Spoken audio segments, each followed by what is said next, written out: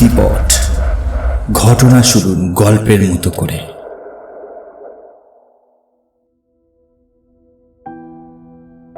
Viewers, আজকে আবার চলে এলাম স্মৃতিপটের 69তম এপিসোড নিয়ে। আমি সুশোভন। বাইরে বেশ ঠান্ডা। আজকে যখন রেকর্ড করছি অনেক রাতে, তখন বেশ ঠান্ডাই লাগছে। চারিদিকে পিকনিকের মরশুম চলছে, যদিও আমি এখনো পর্যন্ত একটা পিকনিকও করতে পারিনি। আপনারা এই শীত কেমন উপভোগ করছেন সেটা বেশ জানতে ইচ্ছা করছে। আশা করি সবার ভালোই কাটছে দিনগুলো। চারিদিকে বিভিন্ন ঘটনার ঘনঘটা, সেটা রাজনৈতিক হোক, ধার্মিক হোক বা সামাজিক হোক। আর এই বিভিন্ন ঘটনা ঘটতেই থাকবে, কারণ এই ঘটনা প্রবাহ নিয়েই হচ্ছে জীবন। এরই সঙ্গে আসতে থাকবে আমাদের স্মৃতিপটের নতুন নতুন এপিসোড। যদিও মাঝে মাঝেই হয়তো আমি এপিসোড কন্টিনিউ করতে পারি না, তবে বিশ্বাস করুন অনেক ইচ্ছা থাকে আপনাদের সামনে নতুন নতুন এপিসোড নিয়ে আসার, কিন্তু কিছু কিছু কারণে হয়তো সেটা সম্ভব হয় না। যাই হোক, আজকে আমি আপনাদের সামনে দুটো ঘটনা পরিবেশন করব, যার প্রথম ঘটনাটা আমাকে পাঠিয়েছে শুভ্রাংশু গড়াই, কলকাতার বেহালা থেকে।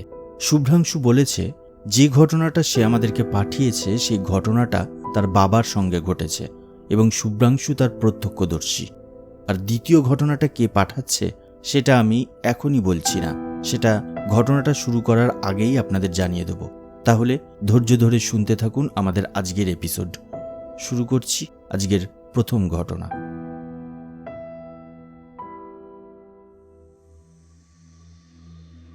আমি শুভ্রাংশু গড়াই, আমার বাড়ি কলকাতার বেহালায়। আমি আজকে যে ঘটনা তোমাকে বলবো সেটা আমার বাবার সঙ্গে ঘটেছিল, যদিও ঘটনাটা আমি নিজের চোখে দেখেছিলাম।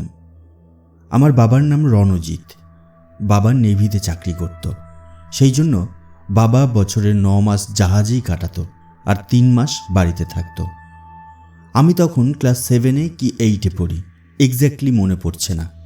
বাবা বাইরে থাকলেও মোটামুটি 7-8 দিন পর পর মায়ের মোবাইলে কল করে সবার খোঁজ নিত। সেবার বাবা হল্যান্ডে গেছিল, বলেছিল ফিরেই বাড়িতে যাবে। এই কথা শুনে আমাদের তো খুব আনন্দ। আসলে আমার বাবা ভীষণ মিশুকে মানুষ। আমি আর আমার দাদা ছোট থেকেই বাবার সঙ্গে বন্ধুর মতো মিশে এসেছি। বাবা বাড়িতে এলেই আমাদের জন্য কিছু না কিছু খেলার জিনিস নিয়ে আসতো, সেই জন্য বুঝতেই পারছো আনন্দ একটু বেশি হতো যখন জানতাম বাবা বাড়িতে আসবে। সেবার যখন বাবা বাড়িতে আসলো তার 3 দিন আগেও মুম্বাই থেকে ফোনে কথা বলেছিল, সব কিছু নর্মাল ছিল। এরপর বাবা যেদিন বাড়িতে এলো সেদিন বাবাকে দেখে মনে হচ্ছিল যেন বাবা ভীষণ ক্লান্ত। বাবা বাড়িতে ঢুকেই নিজের ঘরে ঢুকে ঘুমিয়ে পড়ল। আমি ভাবলাম হয়তো বাবা ভীষণ ক্লান্ত, সেজন্য ঘুমাচ্ছে। কিন্তু আশ্চর্যের বিষয়, যে মানুষটা কোনো জায়গা থেকে বাড়িতে এলে ফ্রেশ না হয়ে বিছানায় উঠত না, সেই মানুষ আজকে বাড়িতে এসে ফ্রেশ হওয়া তো দূরের কথা, জামা কাপড় পর্যন্ত খুলল না। তবুও সেদিন আমরা তেমন কিছুই ভাবিনি। বাবা সেদিন সকালবেলাতেই বাড়িতে ঢুকে পড়েছিল। ঘরে ঢুকে সারাদিন ঘুমালো। সন্ধেবেলায় যখন ঘুম থেকে উঠল তখন বুঝলাম বাবার হাবভাব যেন পুরোপুরি আলাদা হয়ে গেছে। বাবা সারাক্ষণ ঘরের মধ্যেই থেকে গেল, একবারের জন্যও বাইরে এলো না। এমনকি আমি আর দাদা যখন বাবার কাছে গেলাম, বাবা আমাদের সঙ্গে কথা তো দূরের বিষয়, আমাদের দেখে একটু হাসলও না। উল্টে আমাদের দিকে এমনভাবে তাকালো যেন আমাদের চেনেই না। বিষয়টাই আমরা একটু অবাক হলাম। তবুও বাবাকে আমরা কিছুই বললাম না। সেদিন রাতে বাবা একা অন্য ঘরে ঘুমিয়ে পড়ল। পরদিন সকালে বাবা ঘুম থেকে উঠল না, মাও বাবাকে ডাকল না। দুপুরবেলায় ঘুম থেকে উঠেই বাবা মায়ের কাছে খেতে চাইল। মা বাবাকে বলল, যাও স্নান করে আসো, খেতে দিচ্ছি। এতে বাবা যেন একটু অসন্তুষ্ট হলো। এরপর বাবা একটা চেয়ারে গিয়ে বসলো আর সেখান থেকে উঠল না। সব থেকে বড় কথা, ওই চেয়ারে বসে বাবা কটমট করে মায়ের দিকে তাকিয়ে থাকলো। মা আগাগোড়াই একটু কম কথা বলতো, তাই মা আর কোনো কথা না বলে জানি না কেন খাবার নিয়ে আসলো বাবার জন্য।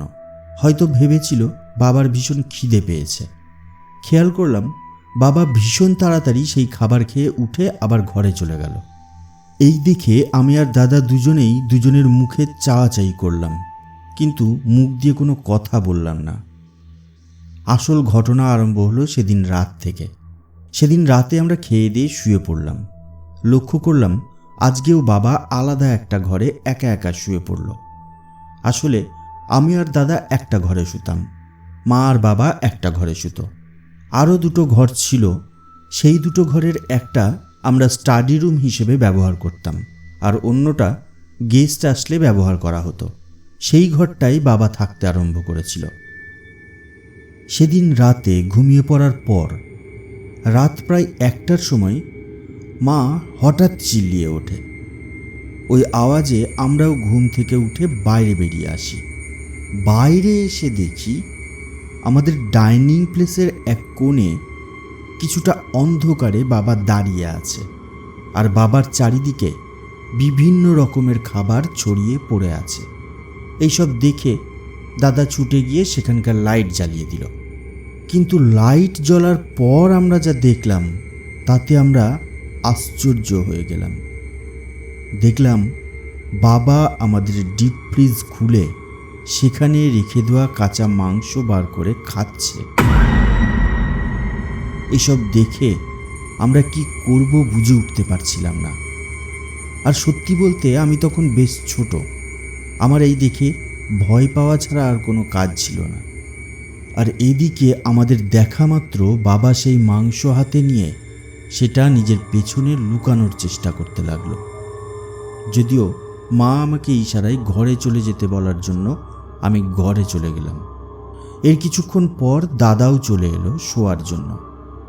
শুনেছিলাম বাবা নাকি তারপর নিজের ঘরে ঢুকে যায়। সেদিন রাতে আর কিছুই হলো না। পরের দিন আমি সকালবেলায় বাবার ঘরে যাই বাবাকে ডাকার জন্য। সেখানে গিয়ে বাবাকে ডাকতেই বাবা ঘুম থেকে উঠেই আমাকে একটা জোরে চড় কষিয়ে দেয় আর বলে, কে তোর বাবা? আমি কারোর বাবা নই। এই কথা শুনে আর বাবার হাতের থাপ্পড় খেয়ে আমি ভ্যাবাচাকা খেয়ে সেই ঘর থেকে বেরিয়ে আসি। আমি এসে মাকে এই কথা বলি। মা আমাকে উল্টে বলে, কেন তুই বাবাকে ডাকতে গেছিস? মানুষটা একটু ঘুমাতে চাইছে, ঘুমাক না। কিন্তু যখন আমি মাকে বাবার কথাগুলো বলি তখন মা একটু অবাক হয়ে যায়। যদিও মা এই নিয়ে আর বেশি কথা বাড়ালো না। সেদিনও দুপুরবেলায় বাবা স্নান না করেই মায়ের কাছে এসে খেতে চাইল। মাও বাবাকে খাবার দিয়ে দিল। বাবা খাবার খেয়েই নিজের ঘরে ঢুকে আবার শুয়ে পড়ল। বাড়িতে আসার পর থেকে এই নিয়ে 3 দিন বাবা দুপুরে স্নান করল না। দিন যত এগোচ্ছিল বাবা আরও বেশি কেমন যেন হয়ে যাচ্ছিল। আমরাও এর কারণ ঠিক বুঝে উঠতে পারছিলাম না। এরই মধ্যে একদিন রাত্রে দেখলাম বাবা ঘরে নেই। তখন মোটামুটি রাত 7:30-8টা বাজবে। বাবাকে ঘরে না দেখে আমরা ভেবেছিলাম বাবা হয়তো কোথাও গিয়েছে। আর এই বিষয়টা আমাদের মনে একটু আনন্দই দিয়েছিল, কারণ বাবা বাড়ি আসার পর থেকে কোনো রকমে ঘর থেকে বের হচ্ছিল না। সেই মানুষটা যে ঘরের বাইরে বেরিয়েছে এটাই অনেক। হঠাৎ আমাদের বাড়ির সামনের এক কাকু এসে আমাদের দরজায় নক করলো। আমরা গিয়ে দরজা খোলার সঙ্গে সঙ্গে সে আমার মাকে বলল, বাবা নাকি বাড়ির ছাদের উপরের এক কার্নিশের উপরে খাড়া হয়ে দাঁড়িয়ে আছে। এই কথা শোনা মাত্রই আমরা সিঁড়ি দিয়ে ছাদের দিকে দৌড়ালাম। সিঁড়ি দিয়ে একটু উপরে উঠেই দেখলাম সত্যিই সিঁড়ির দরজাটা খোলা। তখনই বুঝলাম যে তার মানে বাবা ছাদেই আছে। আমরা ছাদে উঠে দেখলাম সত্যি সত্যি বাবা ছাদের কার্নিশে দাঁড়িয়ে আছে, যেন মনে হচ্ছে এইমাত্র ছাদ থেকে নিচে লাফ দেবে। পরিষ্কার মনে আছে দিনটা ছিল পূর্ণিমা, আর সেই চাঁদের আলোতে আমরা দেখলাম বাবা ওইভাবে ছাদের কার্নিশে দাঁড়িয়ে আছে। মা ছুটে গিয়েই বাবাকে জড়িয়ে ধরল এবং টেনে সেখান থেকে নিচে নামিয়ে নিয়ে এলো। কিন্তু বাবা নিচে এসে মাকে এত জোরে ধাক্কা মারল যে মা ছিটকে গিয়ে পড়ল আর একদিকে। এই দেখে বাড়ির সামনের সেই কাকু ছুটে এসে বাবাকে চেপে ধরল, আর আমার দাদাও ছুটে গিয়ে বাবাকে চেপে ধরল। আমি কিছু না বুঝে ছুটে গেলাম মায়ের দিকে। দেখলাম মায়ের কপাল ফেটে ঝরঝর করে রক্ত বেরোচ্ছে, আর এই রক্ত দেখেই আমি জোরে ভয়ে কেঁদে উঠলাম। কিন্তু এর সঙ্গে আর একটা জিনিসও আমি খেয়াল করলাম, মায়ের সেই রক্ত দেখে বাবার যেন খুব আনন্দ হচ্ছে। এরপর দাদা আর ওই কাকু দুজনে মিলে ধরাধরি করে বাবাকে নিচে নামিয়ে নিয়ে এলো। আমি আর মাও আস্তে আস্তে নিচে নেমে এলাম। এরপর বাড়িতেই ডাক্তার দিয়ে মায়ের চিকিৎসা করানো হয়, আর বাবা আবার সেই ঘরে ঢুকে বিছানার উপরে গা এলিয়ে দেয়। যে ডাক্তার আমাদের বাড়িতে এসেছিল সে খুব নামকরা ডাক্তার না, তবে আমাদের এলাকার কারোর কিছু হলে ওনাকেই সবার প্রথমে ডাকা হতো। উনি মায়ের চিকিৎসা করতে করতেই প্রথম বললেন, আপনাদের সারা বাড়িতে এরকম পোড়া পোড়া গন্ধ কেন বলুন তো? আমরা কিন্তু এরকম কোনো গন্ধ আমাদের বাড়িতে পাচ্ছিলাম না। তবে ওই ডাক্তার বলার সঙ্গে সঙ্গেই আমাদের সামনের বাড়ির কাকুও একই কথা বলে উঠল। কিন্তু সত্যি তখনও আমরা কোনো গন্ধই পাচ্ছিলাম না। সেই মুহূর্তে আমরা এই প্রশ্নের কোনো উত্তর দিতে পারিনি। তবে ডাক্তারবাবু মায়ের কাছে সমস্ত কিছু জানতে চাই যে কি হয়েছে। তখন মা আর সামনের বাড়ির ওই কাকু দুজনে মিলেই ডাক্তারকে সব কথাই বলে। এরপর সব কথা শুনে ওই ডাক্তার মাকে আরও প্রশ্ন করে যে আমার বাবার এরকম আচরণ কবে থেকে হচ্ছে, আর এর মধ্যে অন্য আর কি কি ঘটেছে। তখন আমার মা ডাক্তারকে সব কথাই বলে। এসব শোনার পর ডাক্তার মাকে বলে, বৌদি, আমার কিন্তু বিষয়টা খুব ভালো ঠেকছে না। আপনি একটা কোনো ঠাকুর বাড়িতে দাদাকে নিয়ে যান, না হলে কোনো একটা গুণিনকে বাড়িতে ডেকে এনে দাদাকে দেখান। আপনি যা বলছেন এসব কিন্তু ভালো না। এই কথা শোনার পর থেকে মাও একটু ভয় পেতে থাকে, আর আমি তো আগে থেকেই বাবার আচরণে ভীতু ছিলাম। এর পরের দিন থেকেই মা একজন গুণিনের খোঁজ করতে থাকে। এদিকে বাবার আচরণ দিন দিন আরও খারাপ হয়ে যাচ্ছিল। একদিন বাবার ঘর থেকে আমরা ভীষণ পচা গন্ধ পাই। বাবাকে মা আর দাদা মিলে বাইরে বেরোতে বলে, কিন্তু বাবা কিছুতেই বাইরে বেরোচ্ছিল না। উল্টে সেই ঘর ভেতর থেকে বন্ধ করে দেয়। আর এই ঘটনার সময় বাবাকে আমরা সেদিনই শেষ দেখেছিলাম। তখন বাবা যেন আমাদের সেই পরিচিত মানুষ ছিল না। এদিকে মাও অনেকজনের সঙ্গে কথা বলে কিছুতেই কোনো ভালো গুণিনের খোঁজ পাচ্ছিল না। বাধ্য হয়ে মা মামাকে ফোন করে আর সব কিছু বলে। মামা সব শুনে পরের দিনই আমাদের বাড়িতে এসে হাজির হয়। তখন মামা একজনের খোঁজ দেয়, তার বাড়ি বারাসাতে। সেদিন মামা তার এক বন্ধুকে ফোন করে সেই গুণিনের বাড়ির অ্যাড্রেস জোগাড় করে, আর দুপুরবেলাতেই একটা গাড়ি ভাড়া করে সেই লোকটার বাড়িতে চলে যায়। মামা যখন ফেরে তখন রাত প্রায় 9টা, আর বলে ওই গুণিন কালকেই সকালবেলায় আমাদের বাড়িতে আসবে। পরের দিন সকাল 9:30 নাগাদ তিনি আমাদের বাড়িতে এলেন। কি আশ্চর্য, সেই গুণিন বাড়িতে আসার সঙ্গে সঙ্গে বাবা ওই ঘর থেকে বেরিয়ে সোজা বাড়ির বাইরে বেরিয়ে যাচ্ছিল, কিন্তু গুণিনই বাবাকে আটকালো। বাবা তো ওনাকে দেখেই রেগে আগুন, এই মারে কি সেই মারে।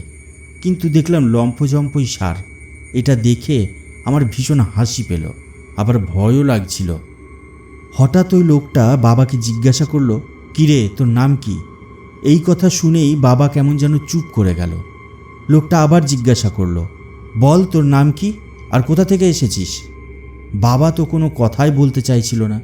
হঠাৎ লোকটা নিজের সঙ্গে আনা ঝোলা থেকে একটা সিঁদুরের কৌটো বার করলো, আর ওই কৌটো দেখা মাত্রই বাবা কেমন যেন আঁতকে উঠে দুপা পিছিয়ে দাঁড়ালো, আর বলতে লাগলো, আমাকে কিন্তু ওইসব দিবি না। আমরা সবাই দেখলাম হঠাৎ বাবার গলার আওয়াজ পরিবর্তন হয়ে গেছে। মানে বাবার গলার যে আওয়াজ, সেই আওয়াজে বাবা কথা বলছে না। এরপর ওই লোকটা এত নানাভাবে বাবাকে ভয় দেখাতে আরম্ভ করলো।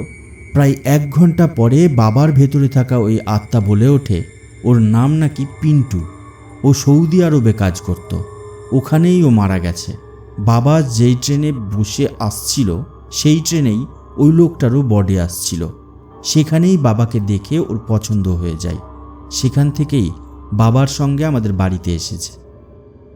তবে এরপর ওই গুণিন অনেক চেষ্টা করে তাকে আমাদের বাড়ি থেকে তাড়িয়ে দিয়েছিল। তবে এই ঘটনার পর থেকে আমার ফাঁকা ট্রেন দেখলেই ভয় লাগে, আর সেই ঘটনা মনে পড়ে। যাই হোক, হয়তো ঘটনাটা অনেক বড় হয়ে গেল, তবে সেই সময় যা কিছু ঘটেছিল সবটাই বলার চেষ্টা করলাম। জানি না তোমার ভালো লাগবে কিনা, সর্বোপরি তুমি পড়ে শোনালেও স্মৃতিপটের সবার ভালো লাগবে কিনা।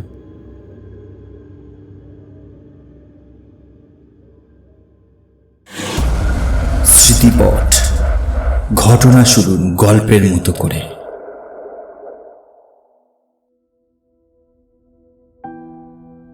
প্রথমেই ধন্যবাদ জানাই শুভ্রাংশুকে এত সুন্দর একটা ঘটনা আমাদের শ্রোতা বন্ধুদেরকে উপহার দেওয়ার জন্য। তারপর বলি যে শুভ্রাংশু, তোমার ঘটনাটা কিন্তু খুবই ভালো লাগলো, খুবই ভালো একটা ঘটনাটা পড়ার সময় আমারও সত্যি একটু ভয় লাগছিল। তাছাড়া সেই সময় তোমাদের পরিবারের কি অবস্থা হয়েছিল সেটা যখন মনে মনে ভাবছি তখন সত্যি খারাপ লাগছে। এখানেই বলে রাখি যে আমাদের এই চ্যানেলের বলা প্রত্যেকটা ঘটনা আমাদের বিভিন্ন শ্রোতা বন্ধুরা আমাদেরকে মেল অথবা হোয়াটসঅ্যাপের মাধ্যমে পাঠিয়ে থাকেন, এবং এই ঘটনাগুলোকে বিশ্বাস করা অথবা না করা পুরোটাই নির্ভর করছে আমাদের সমস্ত শ্রোতা বন্ধুদের উপরে। আমরা এই চ্যানেলের মাধ্যমে কখনোই কোনো কুসংস্কারকে প্রমোট করি না। সেই জন্যই বলি এই ঘটনাগুলোকে শুধুমাত্র এন্টারটেনমেন্ট হিসেবে গ্রহণ করাই হবে সব থেকে যুক্তিযুক্ত। আর এবারে আমাদের এখানে ঘটনা পাঠানোর নিয়মটা আপনাদের একটু বলে দিই। আপনারা চাইলে আপনাদের জীবনে ঘটে যাওয়া বা আপনাদের পরিচিত মানুষদের জীবনে ঘটে যাওয়া বিভিন্ন ভৌতিক ঘটনা আমাদের সমস্ত শ্রোতা বন্ধুদেরকে শোনাতে চান, তাহলে দেরি না করে ঝটপট লিখে পাঠিয়ে দিন আপনাদের ঘটনা আমাদের মেল আইডিতে। আমাদের মেল আইডি হলো sushobanbiswas86@gmail.com। এছাড়াও আপনারা চাইলে আপনাদের ঘটনা আমাদের হোয়াটসঅ্যাপ নম্বরেও লিখে অথবা ভয়েস মেসেজ করে পাঠিয়ে দিতে পারেন। আমাদের হোয়াটসঅ্যাপ নম্বর হলো 7001442166।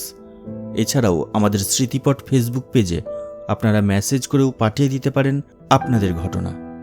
নিচের কমেন্ট সেকশনে আমি আমাদের ফেসবুক পেজের লিংক পিন করে দেবো, সেখান থেকে সোজাসুজি চলে যেতে পারেন আমাদের ফেসবুক পেজে। এবারে আমরা আজকের দ্বিতীয় ঘটনার দিকে চলে যাব। আজকের দ্বিতীয় ঘটনাটা আমাদেরকে পাঠিয়েছে তিথি মৈত্র। তিথিও কিন্তু কলকাতা থেকেই আমাদের ঘটনাটা পাঠিয়েছে। তাহলে চলুন শুনে নেওয়া যাক তিথির সেই ভয়াবহ ঘটনা। তিথি আমাকে যেমনভাবে ঘটনাটা পাঠিয়েছে আমিও ঠিক তেমনভাবেই আপনাদেরকে ঘটনাটা পড়ে শোনালাম।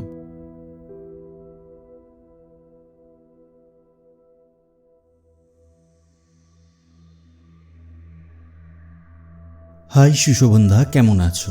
আমি তিথি মৈত্র, আমি থাকি কলকাতাতে। আমার বাড়ি যদিও শ্রীরামপুরে, কিন্তু আমি পড়াশোনার জন্য কলকাতায় একটা ফ্ল্যাট ভাড়া নিয়ে থাকি। আমি নিয়মিত তোমার চ্যানেলের গল্পগুলো শুনি। আগেও আমি একটা ঘটনা তোমাকে পাঠিয়েছিলাম, কিন্তু তুমি সেটা তোমার চ্যানেলে শোনাওনি। যাই হোক, আবার একটা ঘটনা তোমাকে পাঠালাম, আশা করি তোমার ভালো লাগবে। ঘটনাটা বেশ কিছু বছর আগের ঘটনাটা শুনেছিলাম আমার বাড়ির কাজের মাসির কাছে। প্রথমে ভেবেছিলাম ঘটনাটা বলবো কিনা, তারপর যখন জানলাম ওই মাসি এখন আর বেঁচে নেই, তখন ঠিক করলাম ঘটনাটা তোমাকে পাঠাবো। যখন ঘটনাটা শুরু হয় তখন আমি ক্লাস 7-এ পড়ি, তাই তখন আমি বেশি কিছু বুঝতাম না। সেই সময় হঠাৎই আমার কাজের মাসি না বলে কয়ে কাজে আসা বন্ধ করে দেয়। আসলে মাসি যখনই কাজে আসতো না তখনই সে তার বড় মেয়েকে কাজে পাঠিয়ে দিত, কিন্তু সেবার তাও করেনি। এইভাবে 2-3 দিন যাবার পর তার বাড়ি যাওয়া হয় খোঁজ করতে যে সে কেন কাজে আসছে না। তখন জানা যায় মাসির বড় মেয়ে কোনো এক ছেলের সাথে পালিয়ে গেছে, তাই সে কাজে আসতে পারেনি। এর আরও 2 দিন পর মাসি কাজে এলে তার কাছ থেকে জানা যায় মাসির বাড়ির পাড়ার কোনো এক বাড়িতে একটা বিহারি ছেলে ভাড়া থাকতো, তার সাথেই নাকি মাসির বড় মেয়ে বিউটি দি পালিয়ে গেছে। পুলিশ খোঁজ খবর করে জানাবে বলেছে। আমরা যখন মাসিকে জিজ্ঞাসা করি সে আগে কিছু জানতো না, বা ছেলেটার বাড়ি কোথায় বা আত্মীয় স্বজন কেউ আছে কি না তা কি মাসি জানে, তখন মাসি বলে যে সে কিছুই বুঝতে পারেনি, আর তারা জানতো ছেলেটার বাড়ি পুনেতে, সে কিছু ঠিকা কাজের জন্য এখানে এসেছে, তাই তার আত্মীয় স্বজন কেউ আছে কি না তারা তা জানে না। এইভাবে প্রায় 2 বছর কেটে যায়। হঠাৎই একদিন মাসি এসে বলে সে তার মেয়ের খোঁজ পেয়েছে, সে এখন পাটনাতে আছে, তাই মাসিরা নাকি সেখানে যাবে, তাই মাসি কদিন কাজে আসতে পারবে না। আমরাও তাকে বলি যে কোনো অসুবিধা নেই, সে যেন তার মেয়ের ঠিকঠাক খবর নিয়ে ফিরে আসে। এই ঠিক 15 দিন পর মাসি আমাদের বাড়িতে আসে, কিন্তু মাসিকে দেখেই মনে হয় মাসির মনটা ভালো নেই। মা বিউটি দিদির কথা জিজ্ঞাসা করলে মাসি হঠাৎ কেঁদে ওঠে আর বলে মেয়েটা যে কেমন আছে তা বুঝতেই পারলাম না। আসলে যার সাথে বিউটি দিদি পালিয়েছিল সে ছিল বিউটি দিদির থেকে বয়সে অনেক বড়, আর তার আগেও একটা বিয়ে করা বউ আছে। আর তার যে বড় ছেলে, সেই ছেলে নাকি বিউটি দিদির থেকেও বড়। এছাড়াও ওদের বাড়িটা ছিল ভীষণ অদ্ভুত। বাড়ির ওপর তলায় মানে ছাদের বাইরের দিকে একটা ঘর ছিল। সেখানে বিউটি দিদির ভাসুরকে শিকল দিয়ে আটকে রাখা হতো, কারণ সে নাকি পাগল ছিল। আর এই সব কিছু বিউটি দিদি আগে থেকে জানতো না, তাই বিউটি দিদিও সেখানে গিয়ে প্রথমে খুব অবাক হয়ে গিয়েছিল। কিন্তু মণিমাসি দেখেছিল ওখানকার সকলে বিউটি দিদিকে খুব আদর যত্ন করছে, তাই মাসি কনফিউজড হয়ে গিয়েছিল যে বিউটি দিদি কেমন আছে সেটা ভেবে। এরও 5-6 মাস পর মাসি কাজে এসে বলে বিউটি দিদি ফিরে এসেছে। প্রথমে আমরা ভাবি বিউটি দিদি হয়তো বাড়িতে এসেছে বেড়াতে, কিন্তু একদিন মাসি যখন বিউটি দিদিকে আমাদের বাড়িতে কাজে পাঠায় তখন মা মণিমাসিকে বকা দেয় আর বলে, মেয়েটা 2 দিনের জন্য বেড়াতে এসেছে, তাও তাকে কাজে পাঠিয়ে দিয়েছ। এটা শুনে মাসি রেগে ওঠে, বলে, কি করব, আমার কাছে থাকলে তো খেটেই খেতে হবে। তারপর সে সমস্ত ঘটনা খুলে বলে। বিউটি দিদি কোনো রকমে পাটনা থেকে পালিয়ে চলে এসেছে। মাসি পাটনা থেকে ফিরে আসার পর থেকেই বিউটি দিদির উপর অত্যাচার শুরু হয়। আসলে ওরা বুঝতে পারেনি যে মাসিরা কেউ ওদের খোঁজ পাবে।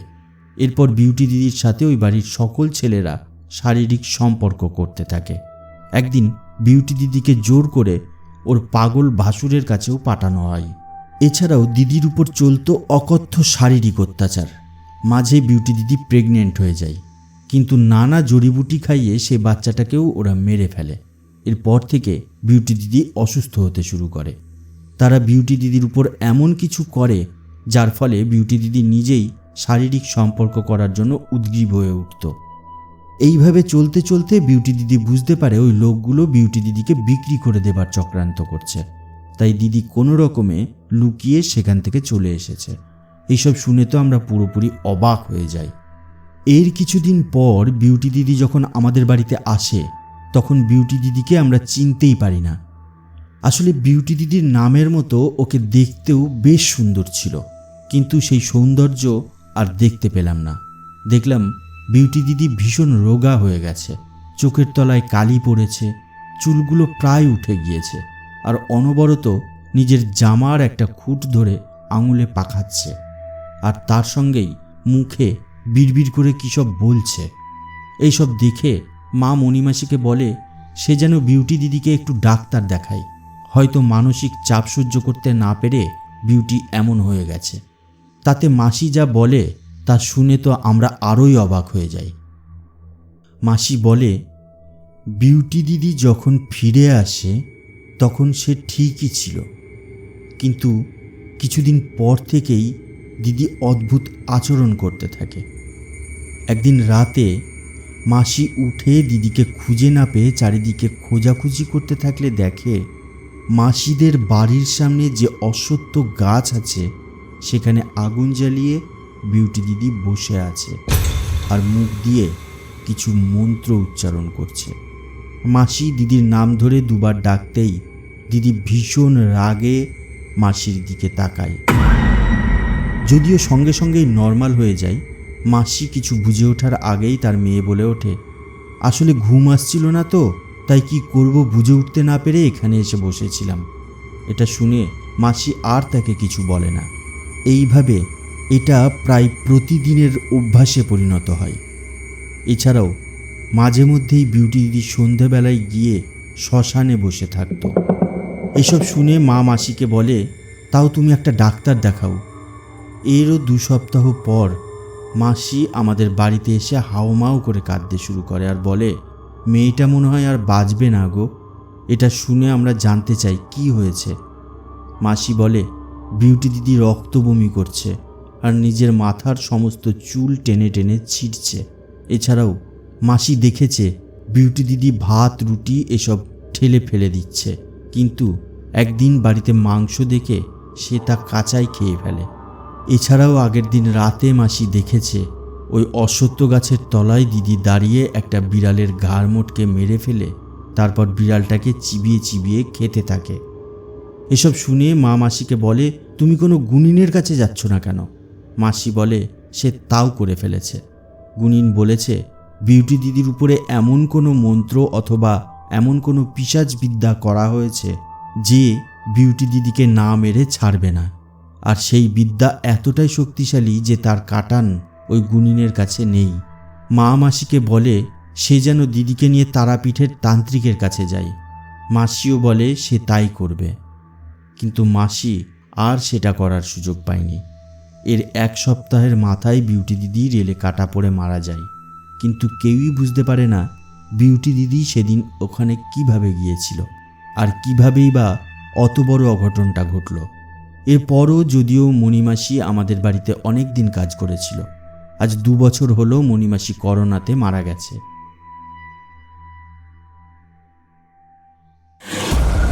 স্মৃতিপট, ঘটনা শুনুন গল্পের মতো করে।